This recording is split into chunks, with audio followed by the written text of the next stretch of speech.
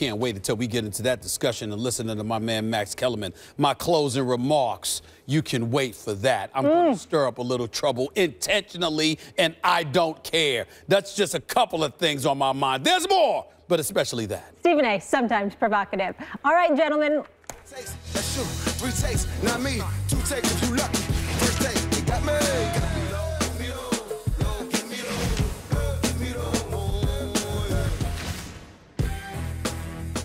The National Basketball Association, which of course is a very global league, has contacted the State Department to understand how President Donald Trump's executive order to suspend immigration from 7 countries could impact the league's players. The NBA contacted the State Department before that travel ban ruling, this according to Yahoo. Warriors head coach Steve Kerr, who lost his father to terrorist attacks, had a strong stance on the subject. Take a listen. I would just say, that as someone whose family member was a victim of terrorism, having lost my father, if we're trying to combat terrorism by banishing people from coming to this country, by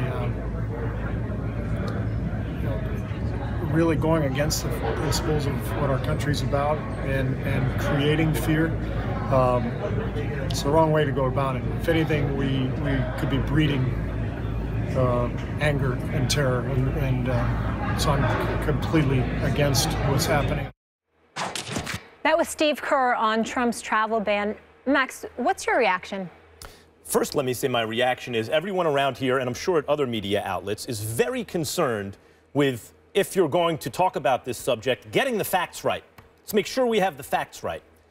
And it's a little bit frustrating to talk about it because you have to be so careful with how you phrase things.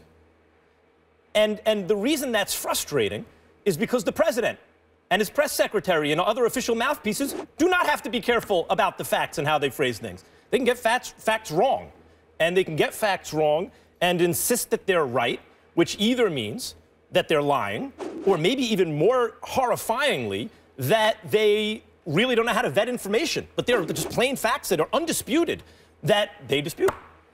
So that's a frustrating position to be in. And because of that, when I see leaders, thoughtful men, leaders of men, like Greg Popovich, with a military background, and a great degree of success leading men, a thoughtful person, not mince words, but really take a leadership stance and speak in plain English his problems with what's going on, it's heartening. You feel emboldened. You feel good.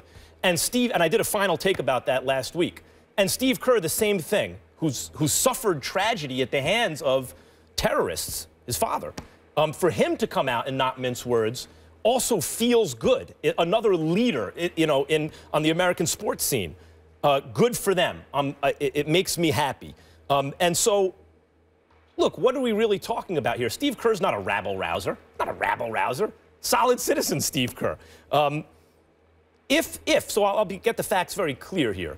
Forget about just the ban and all that and how that'll affect sports. Let me just say that the reason that Steve Kerr and others, it seems to me, the sense of there's kind of a heightened sense of alarm here, is that if the reports are true from the pro bono lawyers at the airports, when the federal courts gave an order and Customs and Border Security ignored it.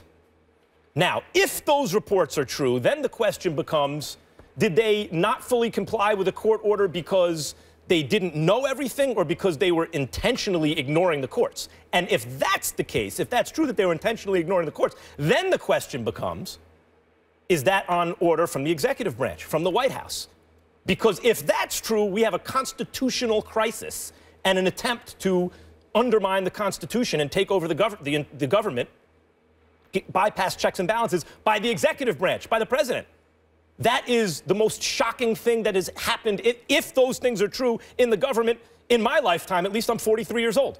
So that's, to me, what seems to be the real kind of threat and underpinning of the kind of heightened alarm by people like Popovich and Steve Kerr, the attempt at authoritarianism.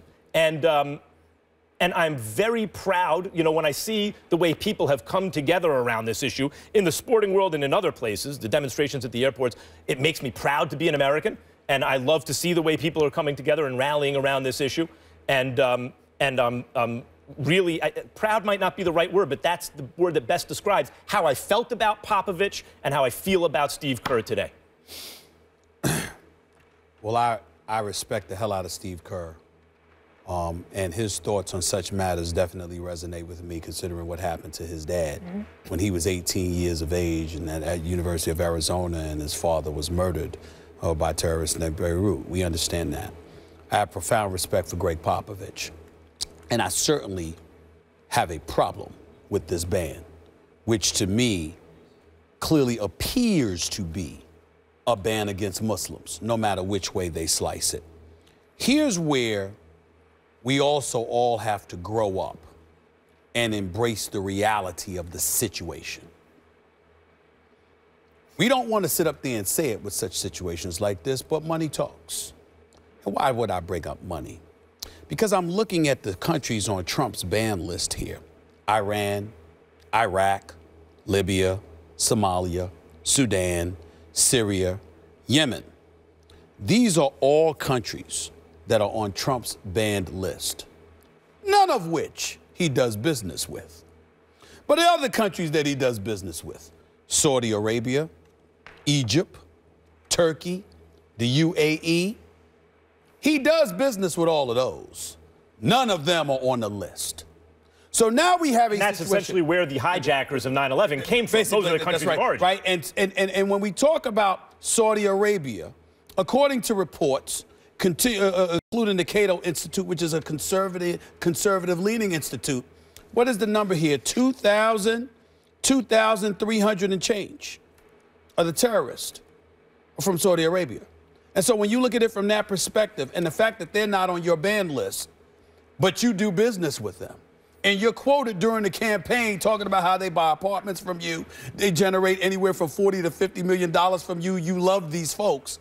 Now we get into a dicier situation as it pertains to conflict of interest on the part of our commander-in-chief. Why does that resonate? Because all of these things are things we essentially knew during the campaign.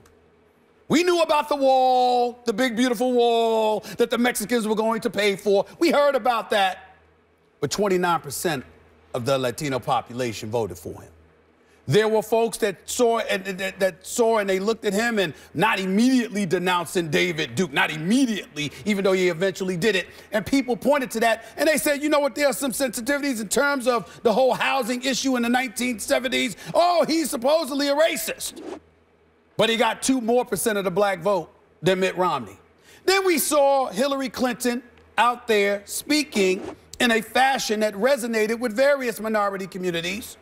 But 2 million less black folks came out to vote for her than voted for Barack Obama, when Barack Obama himself was imploring people, get out there and vote. Don't sit up there and complain. Don't protest. As I told you, my boy Jeff and others have always said to me all the time, you know, you got a whole bunch of folks out there protesting, going off all the time. Conservative folks, they don't say too much. They just go to the voting polls and they vote. And so as a result, when we look at this for what it is, Max, what it comes down to is, regardless of how much folks may not like it, the 62.9 million people that voted for this man, he told them he was going to do this. And they voted for him anyway. And that's why it's important for the media. And that's what it is. And that's why it's important for the media. Right. I'm not talking about left or right, just conscientious members of the media. Right. Institutions are only as strong as the people in them, right? And that goes for institutions across the board in this country. During the campaign, once he was elected, I and others said, okay, clean slate time. Many people couldn't get past the divisive rhetoric of the campaign and said, no clean slate. But I and others, like you and others, said, look, okay, now we'll see what not candidate Trump does, but what the administration actually does when in office. And since he assumed the office, he has done everything that he said he was going to do. So now it's time. It wasn't just rhetoric. They were promises that he is now executing. And so for the for the press to sit idly by and mince words and be super careful about how you talk about it is not okay. And I use, for example, the way we talk about this. We go over meticulously making sure to get the facts right. Media outlets, organizations, other institutions, let's get the facts right. But the administration doesn't have to. And now that it's actually an administration, not a candidate, the president, now they have to be held to account, must be brought to, I mean, that's the way it is. When there's a religious test in this country, which they are denying, but obviously Giuliani on Fox and others have said, yeah, he wanted to do this.